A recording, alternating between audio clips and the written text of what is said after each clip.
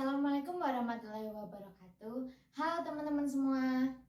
Perkenalkan, nama saya Tiara Anggun dari Prodi D3 Rekam Medis dan Informasi Kesehatan jurusan Kebidanan. Di video kali ini saya akan menjelaskan dan mempraktikkan bagaimana komunikasi efektif secara verbal dan nonverbal kepada pasien. Jadi di video kali ini saya akan menjelaskan materinya terlebih dahulu terkait komunikasi efektif verbal dan nonverbal, dan kemudian saya juga akan mempraktikkan bagaimana sih seorang PMIK dalam menjelaskan secara komunikasi efektif verbal dan nonverbal kepada pasien.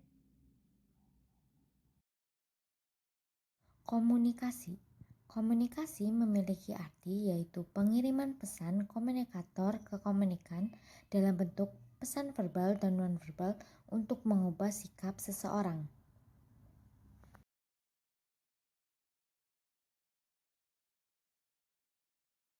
Komunikasi efektif memiliki arti pertukaran perasaan, informasi, ide yang menghasilkan perubahan sikap dan terjalin hubungan baik. Komunikasi efektif terjadi jika komunikator dan komunikan ada pemahaman yang sama.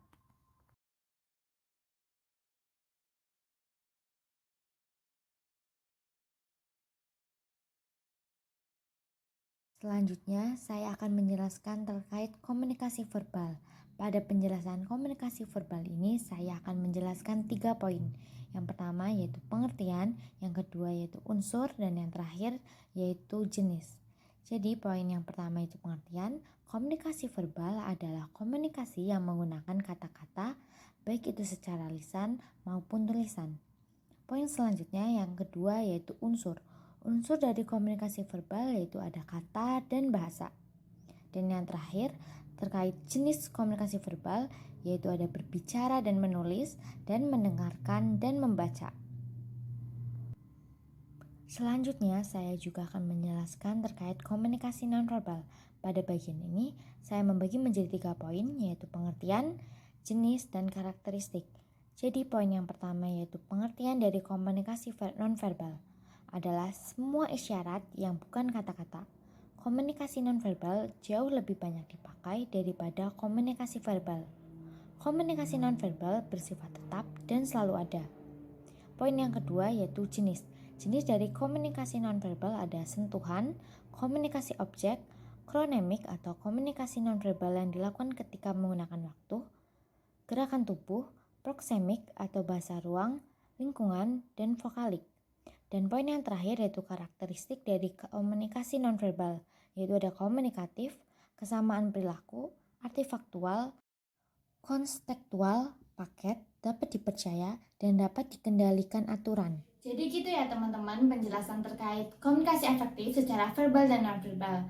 Selanjutnya saya akan mempraktikkan bagaimana sih seorang PMIK berkomunikasi efektif secara verbal dan nonverbal kepada seorang pasien.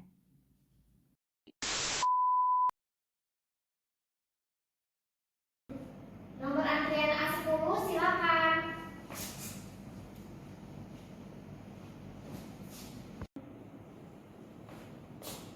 Selamat pagi Ibu, ada yang bisa saya bantu? Iya ada, saya ini matanya sering burem di bagian sebelah kanan, saya mau periksa. Oh iya, sebelumnya Ibu pernah berobat di sini belum ya? Belum. Oh, karena belum, saya buatkan KIB dulu ya Bu, kartu identitas berobat. Jadi dibutuhkan KTP atau kartu identitas. Boleh saya pinjam KTP-nya Bu? Sebentar ya. Iya. Pinjam ya Bu? Iya. Saya buatkan dulu, saya inputkan datanya. Ibu silakan duduk di situ, nanti saya panggil lagi. Terima kasih. Iya Bu.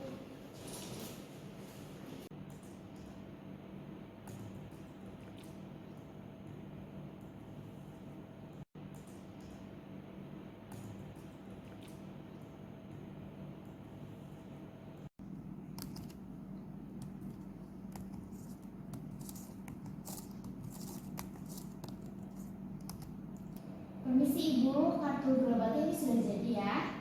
Saya izin konfirmasi dulu untuk data-datanya benar atau tidak. Jadi Ibu tolong mohon dijawab datanya benar atau tidak ya Bu. Iya. Saya bacakan ya Bu. Untuk nama Ibu Tiara Anggun. Iya. Lahirnya di Purwokerto tanggal 26 Juli 2003. Iya. Untuk alamatnya di Jalan Stasiun Gang 2, betul Bu? Iya. Oke baik. agama Islam ya Bu. Iya. Untuk pendidikan pelajar ya. Iya. Jadi konfirmasi datanya sudah benar ya Bu. Saya izin tanya lagi untuk pembayarannya mau bagaimana ya Bu? Melalui cash saja, Mbak. Oke, melalui cash. Ini saya kembalikan terlebih dahulu. Karena pembayarannya Ibu lewat cash, jadi Ibu nanti langsung ke kasir aja. Ada yang bisa saya bantu lagi Bu? Polimata di sebelah mana ya? Oh, baik, untuk polimata nanti Ibu silakan keluar pintu, lalu ikuti saja lorongnya, nanti polimata ada sebelah kanan. Sudah paham Bu? Sudah. Ada yang bisa saya bantu lagi? Tidak ada. Oke. Terima kasih ya Bu. Ya, terima kasih.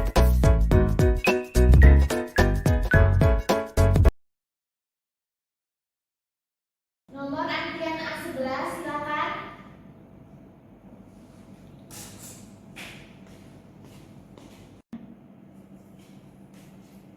Selamat pagi Bu, ada yang bisa saya bantu? Pagi Mbak, iya Mbak. Jadi gini, perut bawah saya tuh beberapa hari suka nyeri. Jadi saya kesini tuh mau periksa.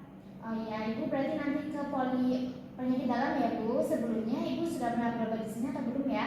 Nah Mbak, Jika sudah pernah, boleh saya pinjam KIP atau kartu identitas berobatnya? sebentar ya Mbak. Mbak, Saya pinjam dulu ya Bu. Sini saya inputkan dulu ke poli penyakit dalam. Ibu bisa duduk dulu. Silakan. baik Mbak.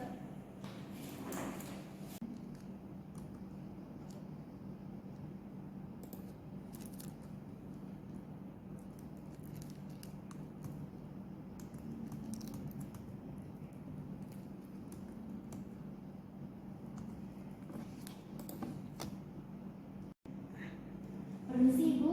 Iya Mbak. Saya mau konfirmasi data dulu ya Bu. Jadi nomor rekam medisnya 016225, betul ya Bu? Iya. Atas nama Iqbal Nabila, betul? Ya, jadi sini ini saya sudah inputkan ke data poli penyakit dalam. Saya kembalikan dulu kartu berobatnya ya Bu. Mbak,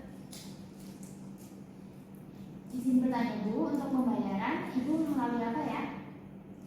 ada metode apa aja ya Mbak? Ada BPJS, asuransi swasta, dan cash Bu. Jadi Ibu mau yang mana ya? Cash aja sih Mbak. Nah, untuk cash nanti Ibu silakan langsung aja ke kasir. Lalu selanjutnya setelah pembayaran selesai, Ibu langsung ke poli penyakit dalam ya Bu. Apakah sudah paham? Sama Mbak. Ada yang mau ditanyakan lagi atau tidak Bu? Ya iya Mbak, itu untuk poli penyakit dalamnya di sebelah mana ya Mbak? Ya, nanti Ibu keluar dari pintu ini, Ibu menelusuri lorong, nanti belok kanan ya Bu. Nanti di situ ada tulisan poli penyakit dalam, Ibu silakan menunggu di depan situ. Ada yang dibantu lagi Bu? Cukup Mbak. Baik Bu, terima kasih ya Bu. Terima kasih. Silakan.